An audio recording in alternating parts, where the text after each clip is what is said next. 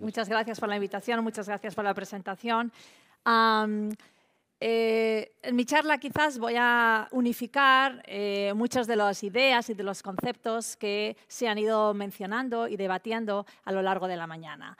El principal mensaje que quiero transmitir es el mensaje de que necesitamos lo que llamo una inteligencia artificial socialmente sostenible. Es evidente que nos encontramos inmersos en una revolución industrial que se conoce como la cuarta revolución industrial y que de manera similar a revoluciones anteriores está profundamente transformando todos los ámbitos de la sociedad. Esta revolución representa una unión íntima, sin precedentes, entre el mundo físico, el mundo biológico y el mundo digital. Y está impulsada por una serie de disciplinas como son la biotecnología, la nanotecnología, la ingeniería genética y, como no, la inteligencia artificial. ¿Pero qué es la inteligencia artificial? La inteligencia artificial es una disciplina que existe desde los años 50, igual que la medicina es una disciplina o el derecho es una disciplina, y que tiene como objetivo la creación de sistemas computacionales, es decir, sistemas no biológicos, que sean inteligentes tomando como referencia la inteligencia humana. Es decir, desde que se define la inteligencia artificial como área de conocimiento, su definición está intrínsecamente relacionada con la definición de la inteligencia humana. Y obviamente, la primera conclusión a la que llegamos es que no entendemos la inteligencia humana en su totalidad y, por tanto, difícil va a ser el poder replicarla, ¿no?, computacionalmente. Los humanos tenemos muchas habilidades. Podemos percibir el entorno en el que nos encontramos, reaccionar ante lo que estamos percibiendo, planificamos, resolvemos problemas, aprendemos constantemente y nos adaptamos. De hecho, si no nos adaptásemos, podríamos desaparecer como especie. Tenemos múltiples inteligencias, inteligencia social, emocional, lógico, verbal, creatividad, pensamiento crítico. De la misma manera, dentro de la inteligencia artificial hay distintas áreas que intentan replicar alguna de estas habilidades humanas. Por ejemplo, el área dentro de la inteligencia artificial que intenta replicar la capacidad que tenemos para ver se conoce como visión por ordenador. Y son todas las técnicas de análisis y de generación de imágenes y de vídeos.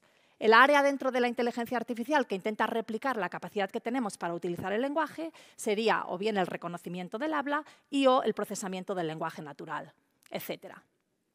Desde que la inteligencia artificial existe como disciplina, se ha estructurado los sistemas de inteligencia artificial en 3 niveles en función de su nivel de competencia. Y creo que esto también se ha mencionado hoy, quizás. El primer nivel es lo que tenemos hoy en día y se conoce como inteligencia artificial específica. Son sistemas de inteligencia artificial que son muy buenos haciendo una tarea, probablemente mejor que el mejor de los humanos, pero solo saben hacer esa tarea. Toda la inteligencia artificial que tenemos hoy en día es inteligencia artificial específica. Esto es muy importante recordarlo. El segundo nivel es el nivel a lo que aspira la inteligencia artificial como disciplina y se conoce como inteligencia artificial general, en inglés AGI. Esta sería una inteligencia artificial con el mismo nivel de competencia y de complejidad que la inteligencia humana, incluyendo conceptos tan difíciles de entender y de modelar como la conciencia. Yo creo que estamos muy lejos de tener inteligencia artificial general, pero el mensaje más importante es entender que no necesitamos inteligencia artificial general para que la inteligencia artificial ya esté profundamente transformando la sociedad. Y además, como sociedad, quizás deberíamos preguntarnos si nos interesa construir una inteligencia artificial general. No lo sé. Y hay autores, y esto está muy alineado sobre todo con la visión actual en el Silicon Valley, pero no es una visión solo del Silicon Valley, hay algunos autores que dicen, ¿y por qué nos vamos a detener en la inteligencia humana?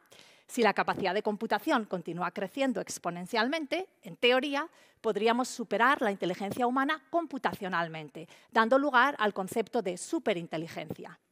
El momento del tiempo en el que supuestamente superaríamos la inteligencia humana computacionalmente se conoce como la singularidad, del que seguramente han oído hablar en libros de ciencia ficción o en películas de ciencia ficción.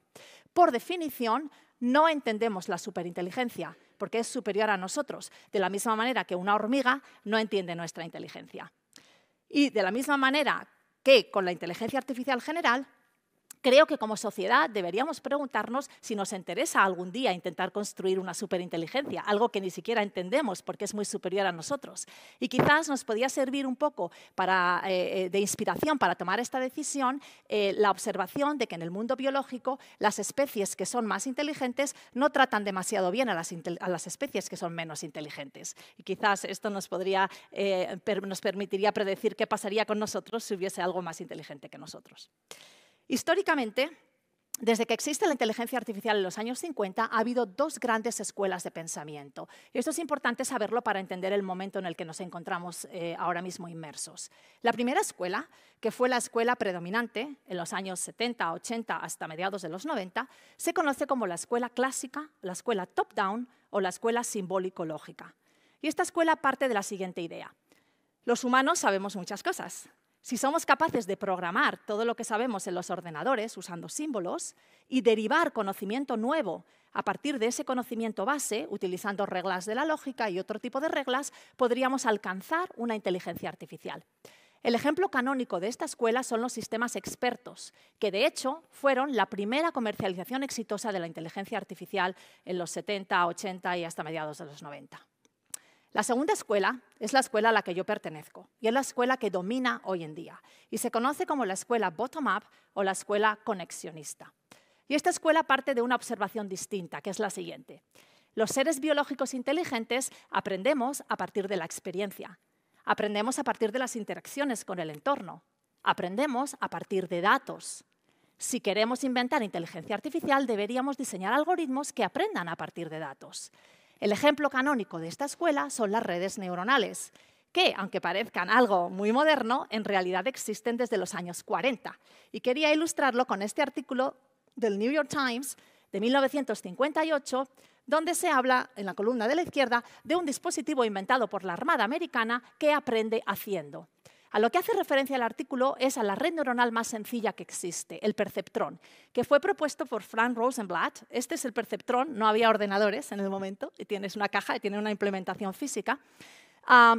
Y ya en 1958, Frank Rosenblatt dijo, este perceptrón aprende como un humano. Al principio se equivoca, pero según va teniendo más datos, va mejorando. E incluso se aventuró a predecir que en el futuro habría perceptrones que reconocerían las caras o que traducirían de un idioma a otro, algo que cada uno de nosotros y nosotras no tenemos en nuestros bolsillos gracias a perceptrones en esteroides, pudiésemos decir, que son las técnicas predominantes hoy en día.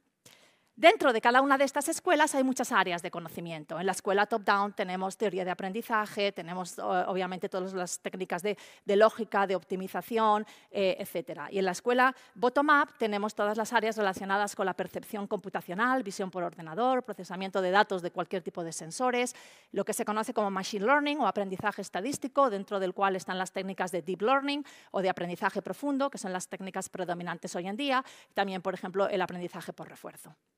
Y aunque históricamente estas dos escuelas han estado un tanto enfrentadas, como si fuesen dos religiones, en realidad cualquier sistema comercial de hoy en día tiene un componente de aprendizaje a partir de datos muy fuerte, pero también tiene un componente top-down de conocimiento del caso de uso, de conocimiento del problema, para facilitar una mejor interpretación, ¿no?, y análisis de esos datos. Quizás se estén preguntando por qué la inteligencia artificial está en el corazón, ¿no?, de esta cuarta revolución industrial. Hay autores que equiparan el papel que está jugando hoy en día la inteligencia artificial en esta revolución industrial con el papel que jugó la electricidad en la segunda revolución industrial. Y la verdad es que se puede establecer algún tipo de paralelismo entre la electricidad y la inteligencia artificial. En primer lugar, ambas son disciplinas transversales, de propósito general. Se pueden aplicar a cualquier ámbito y por eso están revolucionando la sociedad. La inteligencia artificial, y lo hemos visto hoy aquí, se puede aplicar al comercio, se puede aplicar a la construcción, a la energía, al transporte, a la medicina, ¿no?, a cualquier tipo de ámbito. Además, la inteligencia artificial, como la electricidad, es invisible porque en realidad son programas de ordenador, ¿no?, es software. La inteligencia artificial tiene otras propiedades muy potentes. Es escalable, es actualizable constantemente porque es software y es compleja, pero nos permite también manejar y entender la complejidad. Y tiene dos propiedades extraordinarias. La primera es que no solamente nos permite explicar el pasado o entender el presente, sino que nos permite predecir el futuro. Y la segunda es que no solamente nos permite analizar y modelar datos, sino que además genera datos, genera contenido con las técnicas de inteligencia artificial generativa. Otra pregunta que quizás se hagan es si la inteligencia artificial existe desde los años 50, ¿por qué no se produjo la cuarta revolución industrial de los años 50? ¿Por qué hemos tenido que esperar tantas décadas hasta hoy? Y el motivo es porque las técnicas dominantes, las que realmente están democratizando y están teniendo impacto en la sociedad, son las técnicas de inteligencia artificial bottom-up, las técnicas basadas en el aprendizaje a partir de datos, y es solamente desde el 2012-2013 que se ha producido la confluencia de 3 factores que han impulsado el desarrollo exponencial de este tipo de técnicas. ¿Y cuáles son los factores? Yo creo que el primero, al menos, es muy fácil de predecir. El primer factor es la disponibilidad de grandes cantidades de datos, lo que se conoce como Big Data. Cada año o cada 2 años generamos más datos que en los 5.000 años anteriores de la historia de la humanidad. Estos datos son fruto de la ubicuidad de la tecnología. Tanto en nosotros mismos, con la ubicuidad de los dispositivos móviles, somos unos grandes generadores de datos, pero también la tecnología en el mundo físico, a través de lo que se conoce como el Internet de las cosas. Estamos digitalizando, ¿no?, el mundo físico y generando grandísimas cantidades de datos, hasta el punto de que se estima que en el 2025 superaremos los 175 zettabytes de datos, y un zettabyte es un 1 con todos estos ceros, si alguien tiene curiosidad. Es absolutamente inviable e impensable que ningún ser humano, ni todos los seres humanos del planeta juntos, tendríamos la capacidad de mirar, ¿no?, e interpretar estos datos. Necesitamos inteligencia artificial para ello. Ese es el primer factor, los datos. El segundo factor es la disponibilidad de capacidades de computación a bajo coste, gracias a la llamada Ley de Moore. Esta es una ley que predice que cada año y medio aproximadamente, por el mismo dinero, podemos duplicar la capacidad de computación. Es decir, es una ley de crecimiento exponencial en la capacidad de computación por el mismo precio. En esta gráfica se muestran los años en el eje horizontal y se muestra el coste, la capacidad de computación por cada $1.000 en un eje logarítmico. Y aún así es un poquito exponencial, y eso que esto es un eje logarítmico. Y aquí lo que se muestran son los distintos procesadores disponibles en el momento por $1.000, por el mismo precio. Y vemos que progresivamente hemos ido duplicando y duplicando esa capacidad de computación. La inteligencia artificial, evidentemente, se ha beneficiado de ello, desde los sistemas expertos de los años 70 y 80 a el sistema que venció a jugar al ajedrez contra Garry Kasparov en 1997, Deep Blue, a Watson, el sistema que venció a jugar al juego de Jeopardy contra alguno de los mejores jugadores de Jeopardy del mundo, a los sistemas actuales de Deep Learning, de aprendizaje profundo. Hasta el punto de que para optimizar el uso de la inteligencia artificial desde un punto de vista computacional, se están desarrollando chips específicos que están optimizados para entrenar redes neuronales, como son las FPGAs y los ASICs. Y seguramente en las últimas semanas han podido leer muchos artículos sobre la importancia de tener una soberanía tecnológica en la fabricación de chips. Y en gran parte es tener una soberanía tecnológica en la inteligencia artificial, porque la computación es uno de los factores clave para poder desarrollar la inteligencia artificial. Tenemos datos, tenemos computación. ¿Y cuál es el tercer ingrediente? El tercer ingrediente son los modelos de aprendizaje. Modelos que están inspirados en el perceptrón de Frank Rosenblatt, en esta red neuronal tan sencilla, pero pudiésemos decir en esteroides, compuestos por cientos de capas, miles de millones de parámetros en lo que se conoce como redes neuronales profundas. Estas redes necesitan cantidades ingentes de datos y de computación precisamente para poder dar sentido a todos esos datos. Además, hay un cuarto factor muy interesante y es el de la democratización en el uso de estos modelos gracias a la existencia de muchas librerías y muchos frameworks que hacen que no tengamos que programar las ecuaciones matemáticas para que estas redes puedan aprender algo. Y son precisamente estas redes las que están detrás de la revolución que vivimos hoy en día. Son las que permiten que reconozcamos caras, que le podamos hablar a nuestros coches o a nuestros altavoces o a nuestros teléfonos y nos entiendan, etcétera. Hasta el punto de que desde el año 2016, prácticamente cada año, hemos ido superando hitos que formaban parte de la ciencia ficción, como cuando AlphaGo ganó contra alguno de los mejores jugadores de Go del mundo, un juego mucho más complejo que el ajedrez, cuando AI Libratus ganó contra alguno de los mejores jugadores de póker del mundo, un juego de información incompleta, donde no sabes qué cartas tienen tus oponentes y donde además siempre se ha dicho que era un juego humano, porque era un juego psicológico, porque puedes mentir y echarte faroles y se pensaba que eso estaba fuera del alcance de la inteligencia artificial. Desgraciadamente no, porque en 2017 Ally Breitus ganó por goleada contra algunos de los mejores jugadores de póker del mundo, o en 2018 cuando AlphaZero ganó contra el mejor jugador de ajedrez del mundo, que es otro programa de ordenador, habiendo aprendido a jugar al ajedrez por sí mismo. AlphaFold en el año 2021, siendo capaz de inferir la estructura en 3 dimensiones de las proteínas y, cómo no, desde el 2022, la irrupción de las técnicas de inteligencia artificial generativa. Y dentro del contexto de la inteligencia artificial, es importante subrayar que ha sido una irrupción sin precedentes, como ilustra esta gráfica que muestra la cantidad de tiempo que necesitaron servicios digitales de gran éxito en conseguir 1 millón de usuarios. Y vemos que lo que a Netflix le llevó 3 años y medio, o a Twitter le llevó 2 años, a ChatGPT solamente le llevó 5 días. Esto es 1 millón de usuarios. Pero ¿qué pasa cuando miramos 100 millones de usuarios? Vemos que Spotify tardó 11 años, Twitter 5 años y ChatGPT solo 2 meses. En 2 meses ChatGPT alcanzó 100 millones de usuarios. Esto no ha sucedido antes con ningún otro servicio digital. Y hoy en día cientos de millones de personas de todo el mundo utilizan estos sistemas de inteligencia artificial generativa. Y cómo no, desde que existe ChatGPT es mi poeta de referencia y le he pedido que me componga un poema sobre El Economista y la inteligencia artificial. Y esto es lo que me ha compuesto. En las páginas del Economista se teje un relato de mercados y finanzas, de progreso inmediato, cifras y gráficas, tendencias y poder, donde el mundo de la economía se puede comprender. La inteligencia artificial, un nuevo amanecer, transforma la industria, nos ayuda a prever. Sus algoritmos complejos, su lógica brillante, en las manos de expertos, su uso es relevante. Los datos se convierten en patrones de oro, revelan secretos, de los mercados son tesoro. La IA en El Economista tiene su lugar, una herramienta potente para analizar y actuar. En los vaivenes del mercado, en la oferta y la demanda, la IA ofrece respuestas, su análisis comanda. Desde inversiones a salud, su impacto es real, en cada artículo su potencial se vuelve vital. El Economista narra cómo la IA redefine cada aspecto de la economía, su precisión afine. En la bolsa, en la banca, su presencia se siente, una revolución silenciosa que a todos consiente. La innovación es constante, el cambio es inminente. El Economista lo capta en su voz y su mente. Con cada edición se despliega una historia de cómo la inteligencia artificial se convierte en gloria. Así, en las páginas de este diario tan fiel se celebra la unión de lo humano y lo digital también. El Economista y la IA en un camino brillante hacia un futuro de progreso con cada paso adelante. No está mal, especialmente dado que le llevó un par de segundos componer este poema y podría hacerlo en cualquier otro idioma.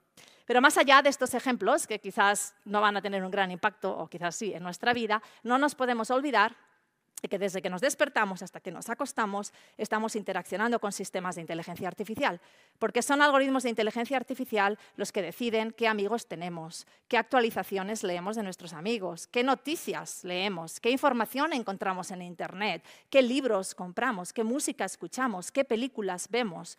Obviamente no le podemos hablar a la tecnología sin la ayuda de la inteligencia artificial, como tampoco cada vez más nos podemos mover en el espacio físico, porque los sistemas de navegación todos usan inteligencia artificial para predecir las condiciones climáticas, las condiciones de tráfico o para responder a intereses económicos de quienes desarrollan esas aplicaciones. Hace mucho tiempo que las transacciones en bolsa y los sistemas de manufactura están automatizados gracias a la inteligencia artificial, como también, evidentemente, lo serán los coches autónomos. Pero también vamos a ser testigos de inmensos avances en la ciencia gracias a la inteligencia artificial, porque todas las disciplinas de las ciencias experimentales en realidad se convierten en disciplinas donde se necesita inteligencia artificial para analizar las grandes cantidades de datos que se captan en esas disciplinas, en la biología, en la química, en la medicina, etcétera. Pero también cada vez más algoritmos de inteligencia artificial van a decidir qué tratamiento médico se nos aplica, qué diagnóstico se nos determina o qué sentencia judicial se nos dictamina.